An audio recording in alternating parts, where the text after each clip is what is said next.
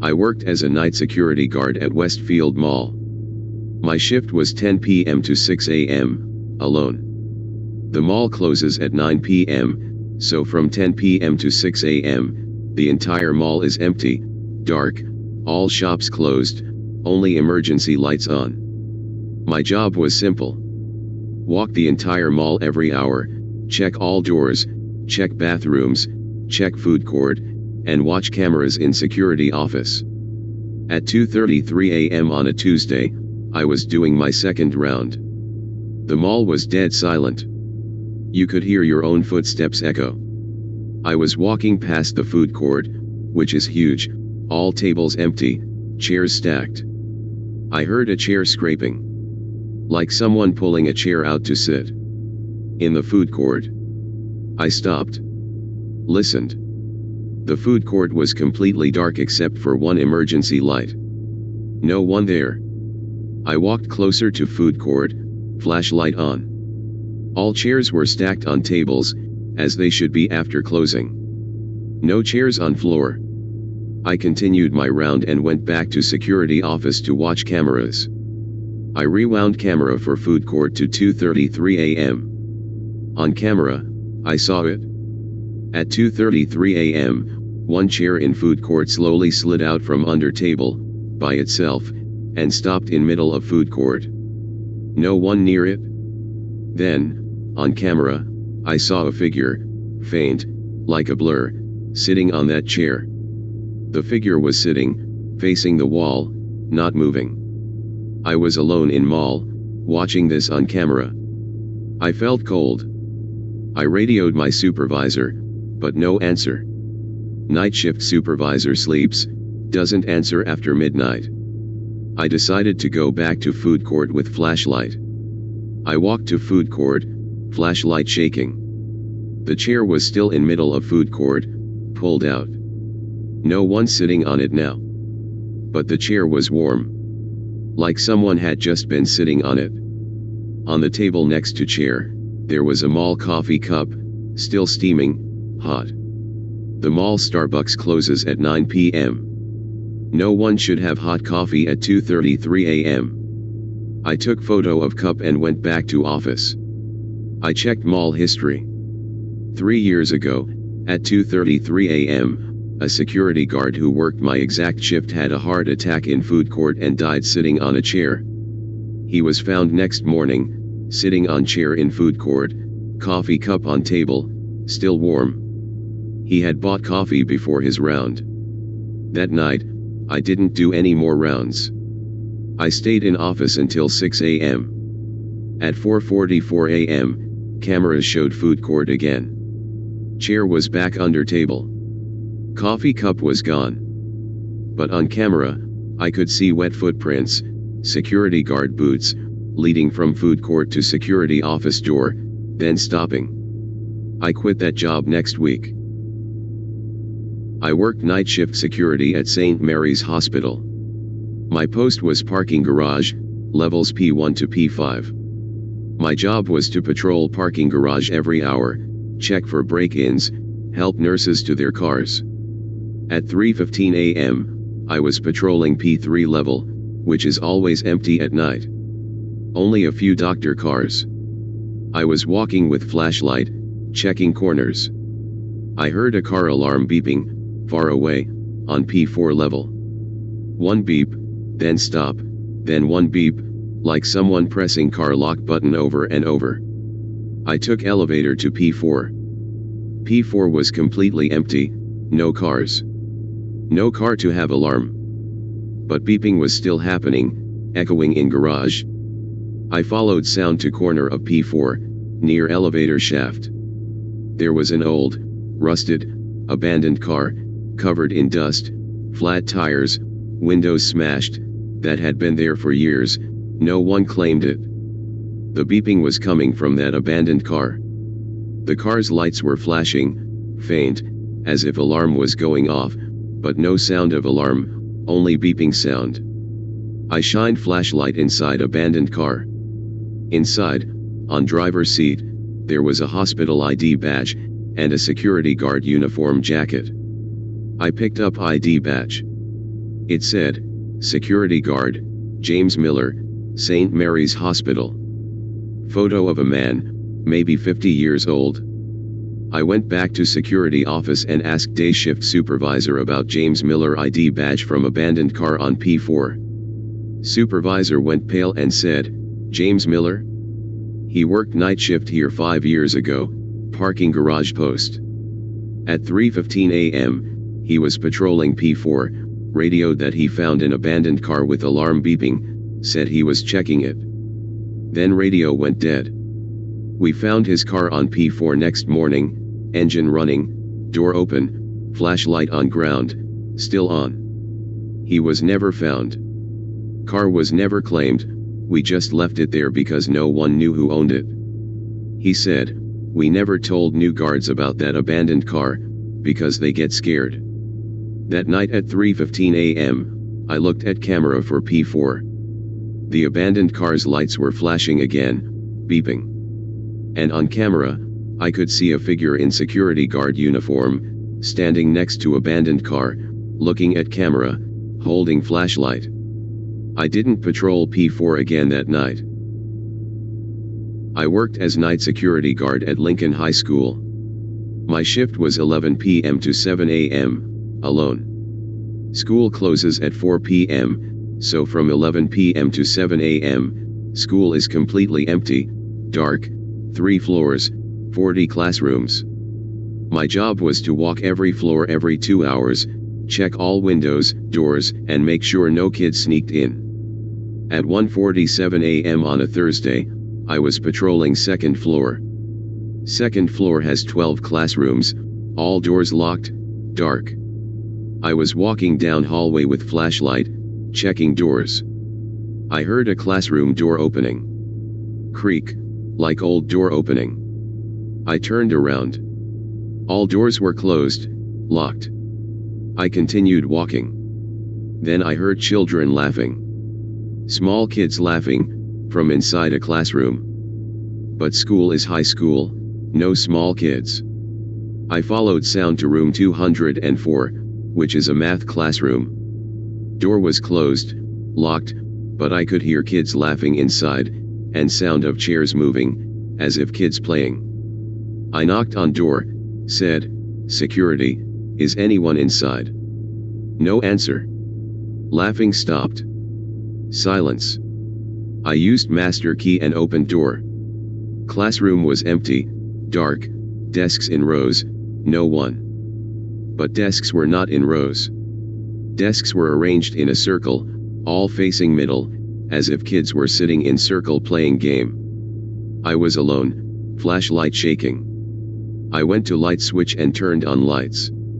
Classroom was normal, desks in rows, no circle. I turned off lights and looked again. Desks were in circle again in dark. I closed door, locked it, and went back to office. I checked school records. Room 204 was an elementary school classroom 40 years ago, before building became high school. In 1983, at 1:47 a.m., there was a fire in that room, during night, when school was being used as shelter for kids after flood. 5 small kids died in that room, trapped, at 1:47 a.m.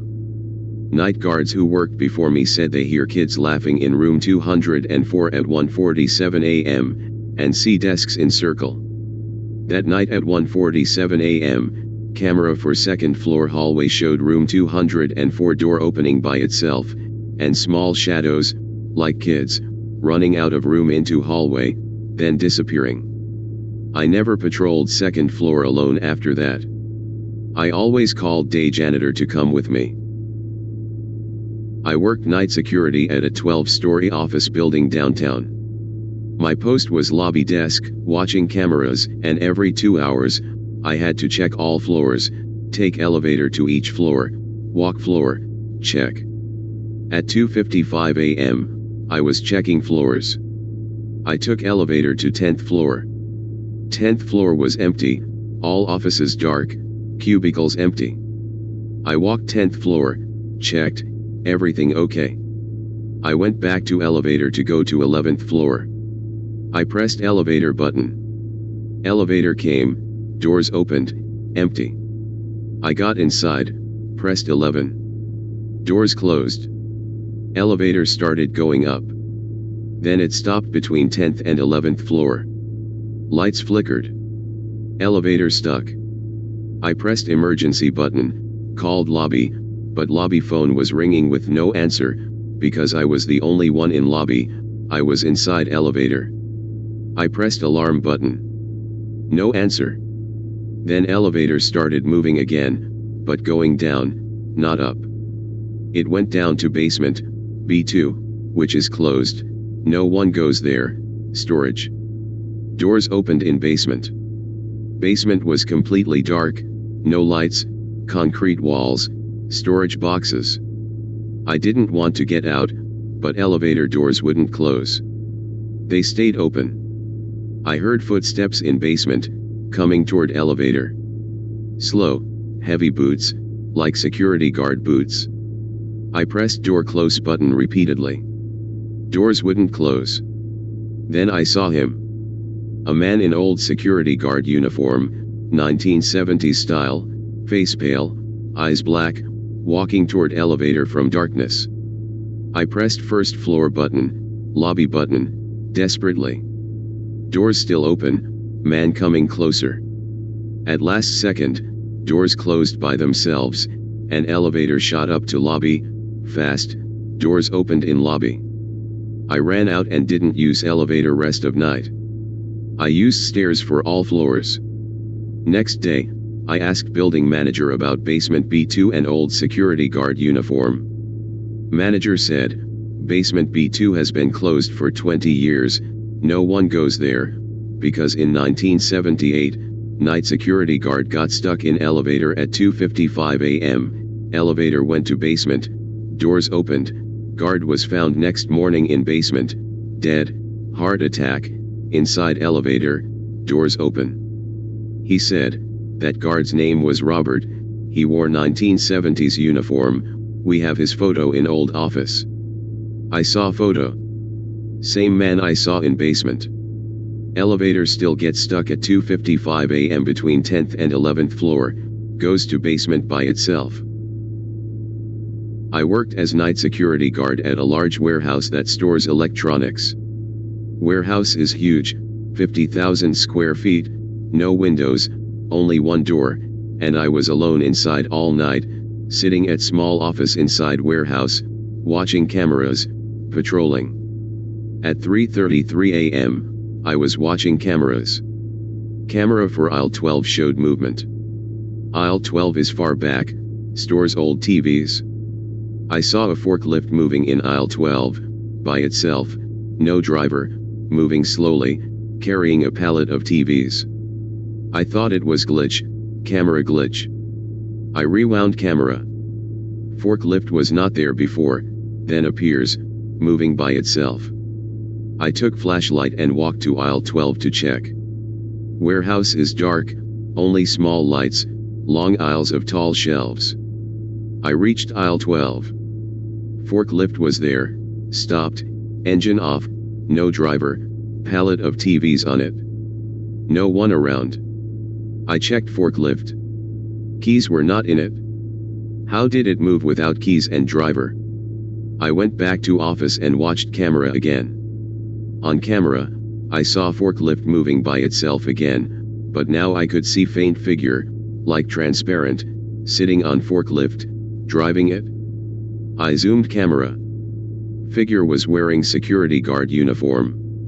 I went back to warehouse manager next day and asked about forklift moving by itself in aisle 12 at 3:33 a.m. and security guard uniform figure.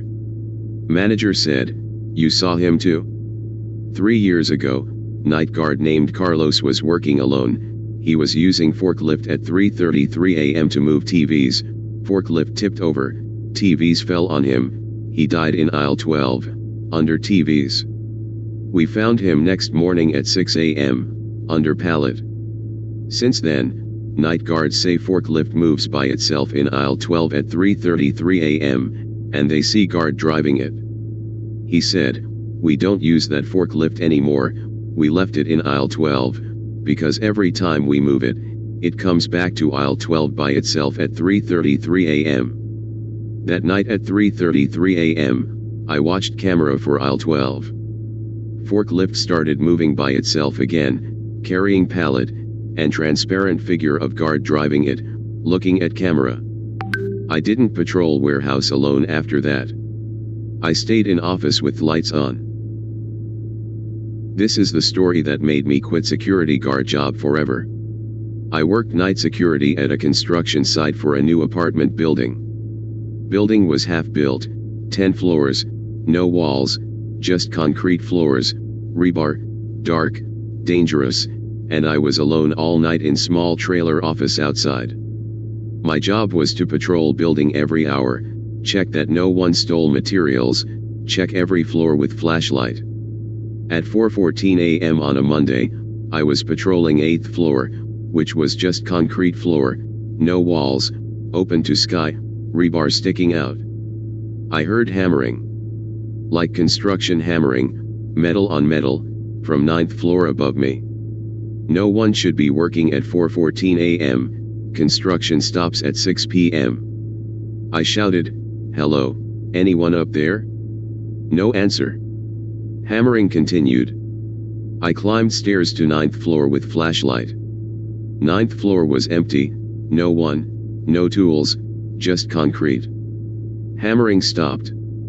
I turned around to go back down, and saw a man standing on edge of 8th floor, where I had just been, standing on edge, no harness, looking down. He was wearing construction worker clothes, hard hat, but his hard hat was cracked, and his head was bleeding. I said, "Hey, you shouldn't be here, construction site closed." He didn't answer. He turned and looked at me, face pale, eyes white, and said, "I fell from here." At 4:14 a.m. I was working alone. Then he stepped off edge and fell. I ran to edge and looked down. No one on ground. No body.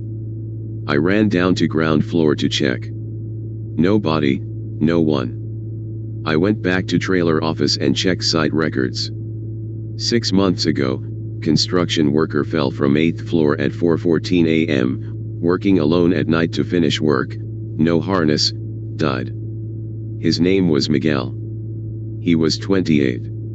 Since then, night guards say they hear hammering at 4:14 a.m. and see man on edge of 8th floor. That night at 4:14 a.m., I looked from trailer at 8th floor. I could see figure standing on edge, hard hat cracked, looking down. I quit next morning. I never worked night security again.